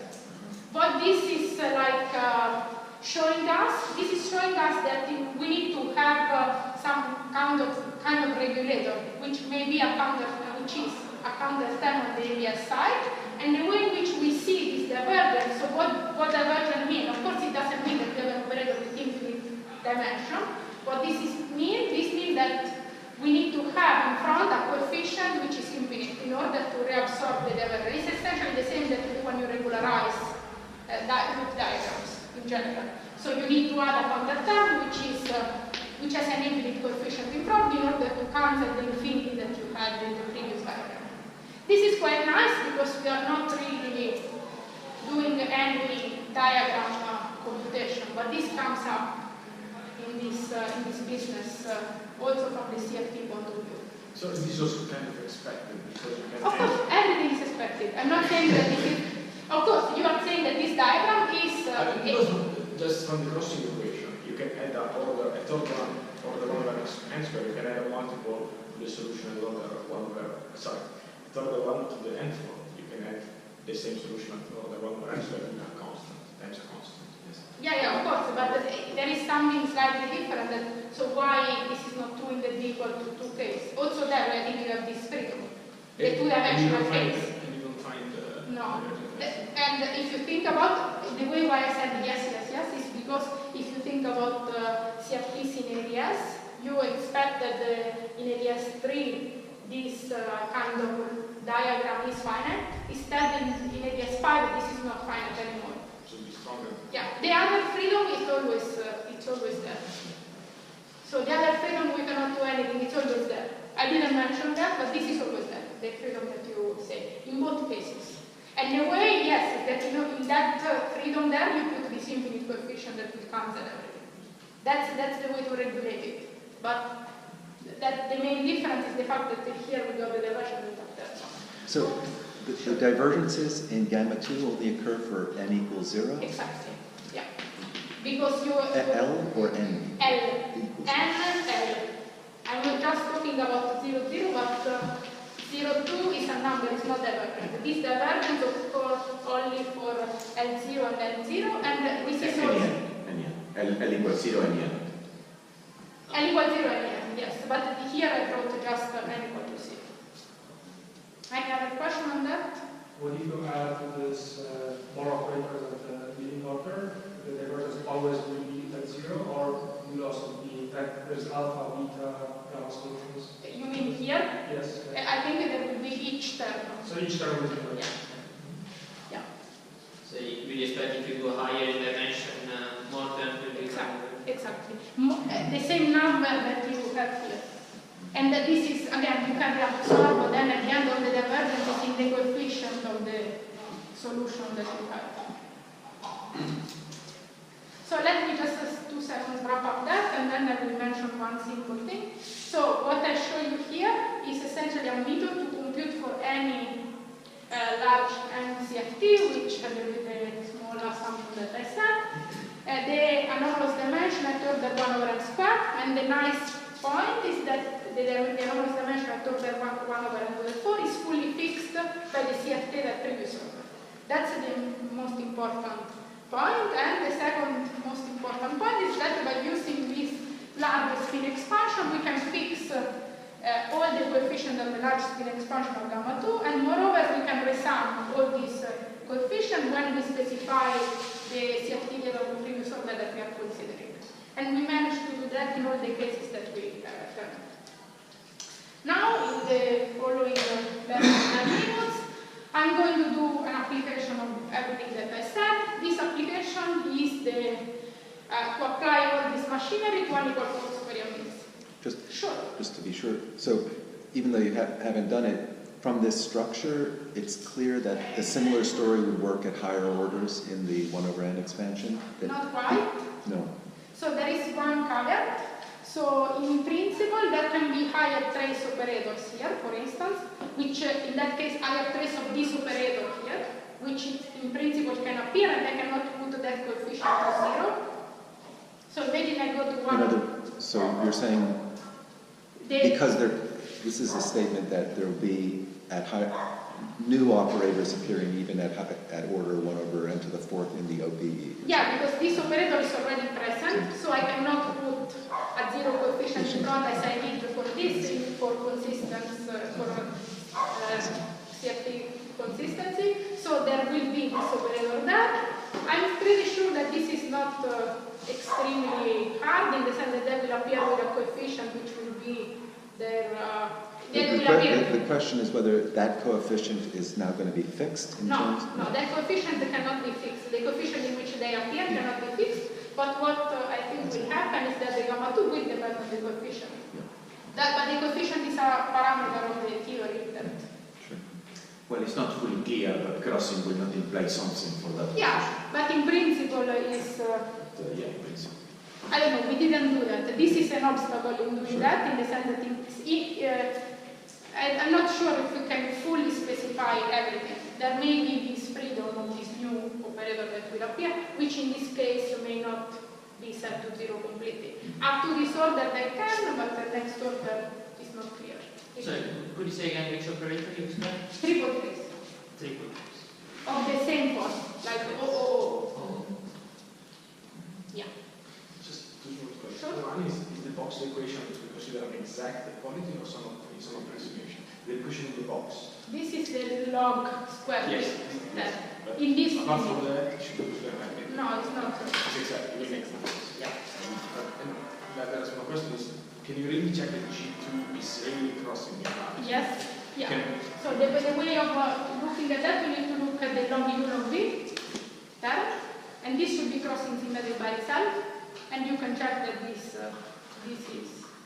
has to be crossing symmetric. And again, this will contain, one is to check that the longitudinal of V is crossing symmetric when you insert the proper terms. Yeah. And these amounts again, including the sums and actually, the way in which we didn't check exactly this, what you said, but what we checked that we got the same exact number by doing the Mellin space. Mellin space is already crossing symmetric from the start. So we didn't really do exactly that, we checked in this way. But this is crossing symmetric from construction, so... Yeah, for exchange we did For exchange we did that, for the exchange. But we didn't do that in the exact case because we managed to do the Mellin space, and Mellin space is that the solution that you get is crossing symmetric. Any further question on this part? This part. Just sure. FPU, you know it explain across four. Yeah, these FPU are defined you here. resum, and you can resum that. I mean, yeah. Okay. More or less. I mean, with some tricks. No, I understand that with some tricks, it's not that you take mathematics and do right. It's a quite complicated sum, but yes, the answer is yes. It's not an easy sum, but one can do it. Okay, let me say a couple of words on this other problem, and then we just conclude. So, everything that I said can be applied also to n equal for superior means. So we apply this to n equal for superior means for dimensions. Now I will tell you just a couple of difficulties that you encounter and the way of solving it. So what this means, in n equal 4 of course one needs to specify which operator we are considering. So in that case we considered in the 4-point function half BPS operator of dimension 2 against scalar operators and which transform in the 20 prime representation of SO4 R, which is the R-symmetry representation. So these are this kind of half BPS operators. We compute the 4-point function. This is O. Now you can already see that this is the structure of this 4-point function is much richer than the one that we had before because we have this asymmetry. So this is just a sum over all the representations which appear in the tensor product. But since I don't have much time, I will just do very quick on that. But by using the superconformal symmetry, what one can do, one is able to rewrite this function here. So notice that this representation in principle 6 different representations. These are just a representation which appears in this tensor product. Yep. So using superconformal model, this one is able to rewrite this full 4-point function in terms of only one single unprotected function, which I would call GUP in this talk. This 5 minutes. And I will this GUP can be written as a term, which is the contribution of BPS operator in this 4-point function plus an unprotected function. This unprotected function, which would take into account the contribution of the long unprotected operator and superconformal primers. The superconformal primaries now can transform only in the singlet representation of SU4, and one is able to write essentially the same equation that I wrote at the beginning for this function h. Okay, so now let me go here. So now I'm talking about n equal to 4 superior means. This is exactly identical to what we have here, apart of the form of A0, but it's not super important for us. Now let's go to this part. Now there is the first important point is that again G1 is, so again we can compute the gamma 1 and A1 using crossing. Now the thing is slightly different because we have this protected function and so on, but essentially this is again can be fixed, and this is the supergravity result that you may have seen already several times. So this is the gamma and A which are associated to the supergravity result. So this is for large top coupling. Yeah, sorry. Yes, that's very important. So this is what I'm going to say is for very large top coupling. Lambda large. Yeah, again, I'm doing the same approximation that I was doing essentially before, in which I have only one class of operator. But this is only for large lambda. And this gives the supergravity result, and one can compute it the same way that I showed, this A1 and gamma 1. Now, in this case... Sorry, we are not doing any approximation, so this is true. Yeah, I'm not doing any approximation. I'm just taking lambda large.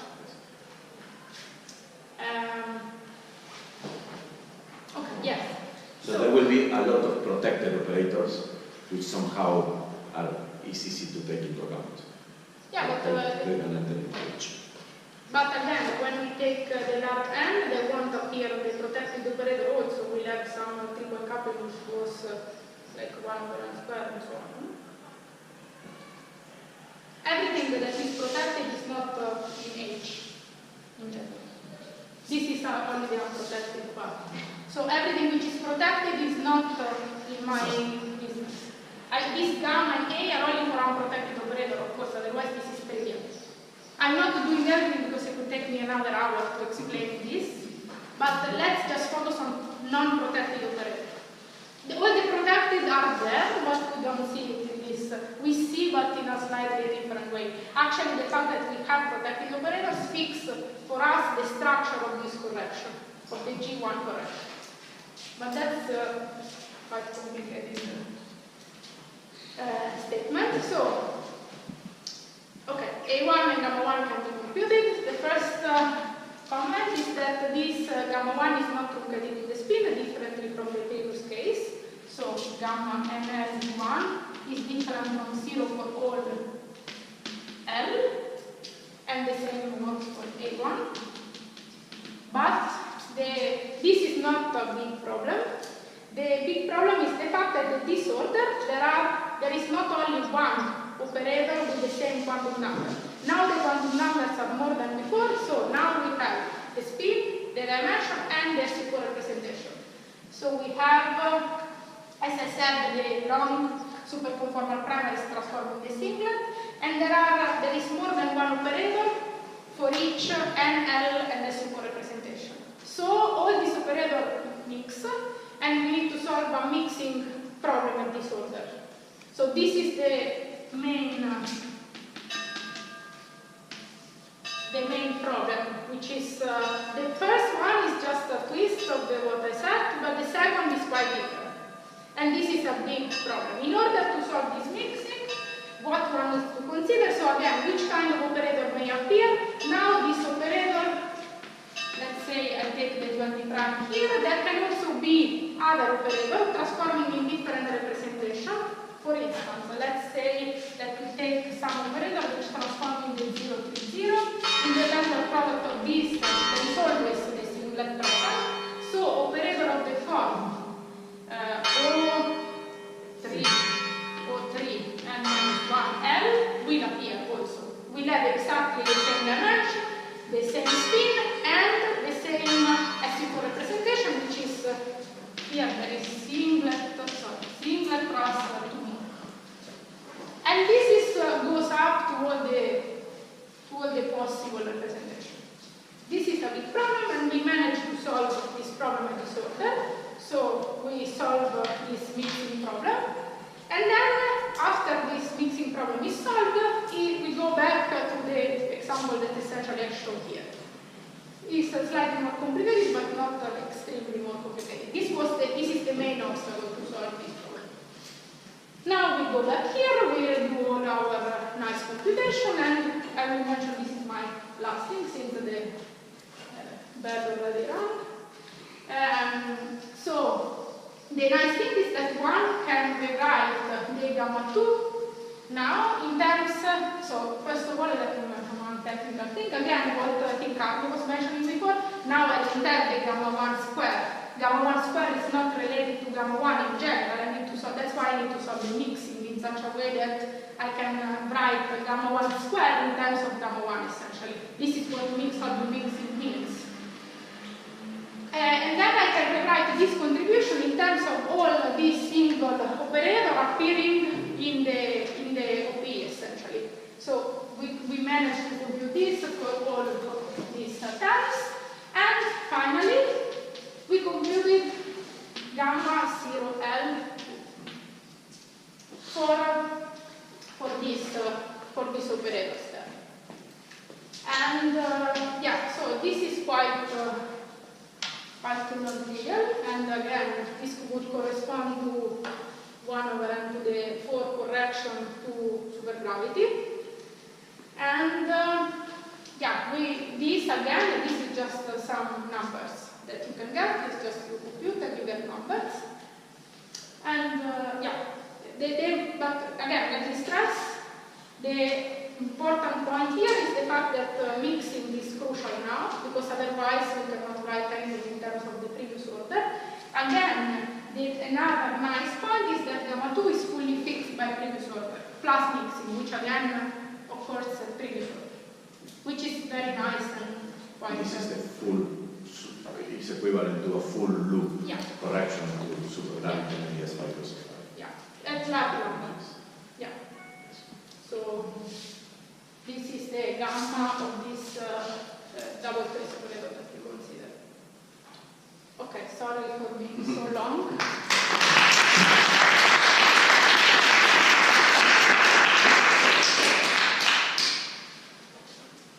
So I'm sorry, I missed the very last comment. So has this been compared to a supergravity? There is no comparison because there is no way of computing 1 over n to the 4 supergravity. Nobody computes this is like really quantum gravity stuff because So you are computing some loop in supergravity. So and let me maybe I'm not sure if I'm able to compute, but again it should be this, I think, plus tons of other things, which here there are all the KK modes running on the loop. So this is the first computation ever in a loop. That's it. So in principle, if somebody is able to compute this, one could compare. I mean, it might be insane hard, but I can really not see any obstacle. Maybe Well, if you are welcome. No. But it's one loop. I mean, in gauge theory, people do 10 billion loops right now. But even tree level in AdS has not been solved. Yeah, that's a propagator. No, but also imagine you want to do, forget for instance about integrability, no? Imagine you want to do a computation with coupling 3 loops. You can ask Paul, if you like, to do it like to compute the 4-point function at 3 loops in perturbation theory, which you may put in your computer and do with integrability is quite hard. 4 loops is even harder. I mean, if you want to compute diagrams. From the weak coupling. Yeah, sure. In general, I mean, I'm saying you said that it's straightforward. In that case, you said that in gauge theory you can go high to, you can go very high to loops. In gauge theory? Yes. Yes, we are happy with. But if you are in AdS, that's a much. So in principle, I take the Newman Heisen paper from 10 billion years ago. He has the Lagrangian. I write down my Feynman diagrams. yes, And then I go. yes. But then you have to integrate. That's right. That's And then you have to integrate. This is just one little loop. It's Yes. only one integral. That's Yeah, right. but even the tree level, the tree level answer you cannot do. But yeah, for instance, already supergravity, what I think Leonardo and other people did in the past, to compute the 1 over n squared from AdS, like the graviton and so on, is complicated. But Maybe a very specific one would be trace phi squared, everything, something very. Yeah, the thing is that this you is need specific, an infinite, the external operator you can choose, but Then you everything will Yes, run. everything.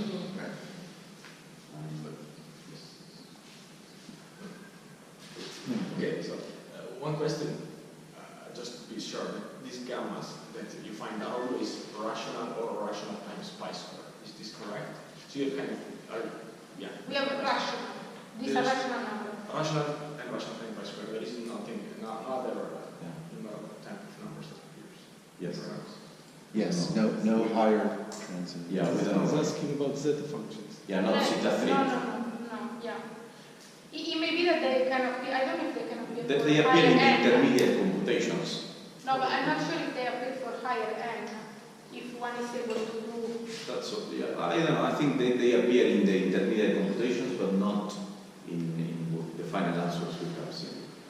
But we don't know. And on a similar story, so you don't know how to do these integrals that you described, these one with integrals in the past, but do you have any imagination of which type class of functions? I No, don't. not myself. I don't know, you can just continue using this. Yeah, I don't know. I mean, yeah, people has tried these sort of things in many space. And yeah, the point is that, for instance, you cannot, I mean, here is specified for the number of squares, this is a this bar function, but they only have a log u, only one log u. So here you should have at least the log square. So we have the dimensional correlation. yeah, so we can, from this we can compute, of course, for instance, so what you expect in the full answer are things of up to transcendentality 4, right? So you will have the 4. The debug function is 1 over x minus x squared. Z minus yeah, sorry, yeah. To some high power, and then you have polygons of weight 2 for the debug functions. And this generalizes, you get higher powers of x minus x squared. But of course, that's for the very special case of n equals 4 superlinear. So in general, but I think it's safe to assume that it's up to transcendentality 4. So,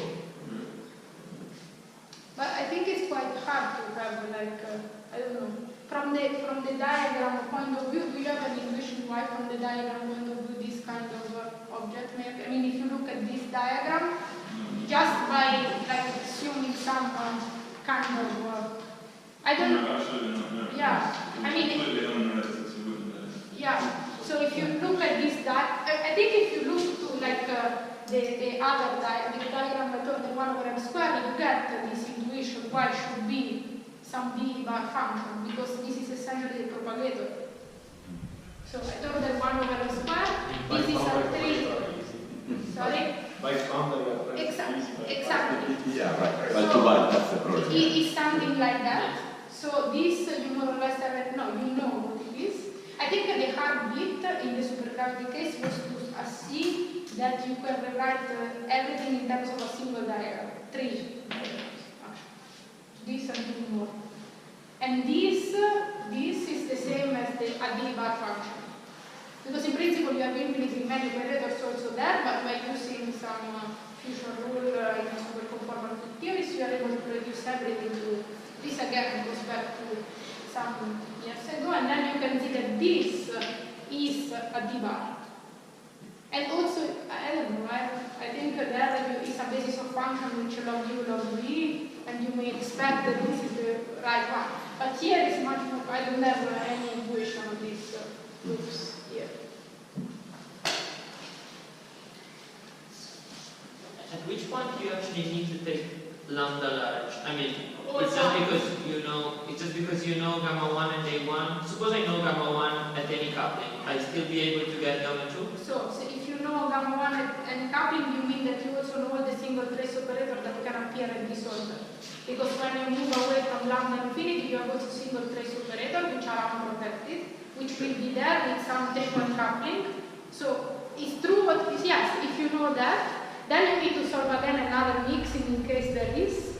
Okay, so you wouldn't, at the moment, you wouldn't be able to give an answer of gamma 2 in terms of gamma 1. Okay. No, for this, if you move away from lambda, I think it's very hard. Because as I said, there are all the, in principle, all the, this actually, if you do it perturbatively, you may be able to do that because there are no single trace operator, because they have a dimension which is exponent lambda to whatever power. So if you do as a, like 1 over lambda, you are able to do this. But if you go to intermediate coupling, there are all the single trace, and sure. It's much more complicated.